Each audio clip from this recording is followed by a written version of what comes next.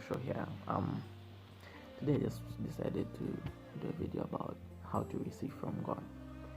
So I know there've been, maybe some situations in your life where you've asked yourself, how do I receive from God? Like, I've been praying over this certain aspect in my life, but I have not really received from God. How do I receive from God? It's a fair question, and maybe you go to church and you see people testifying, and then you're always asking yourself to say, how do I testify?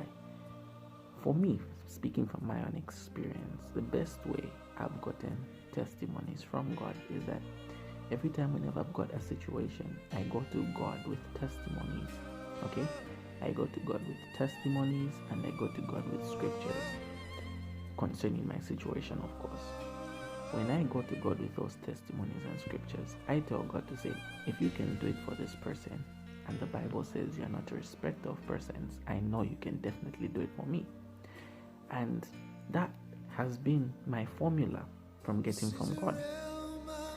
And just another icing on the cake. Whenever I go to God after I've gotten my testimonies and my scriptures, I go to God with honesty. Honesty is very important. The problem with people is that when they go to God, they pray like they are not involved in that situation, like they tell God excuses. Truth is, if you go to God with an excuse, chances are you won't receive an answer. Go to God, tell God the reason why you're in that situation. If I thought that situation was caused by you, just be honest.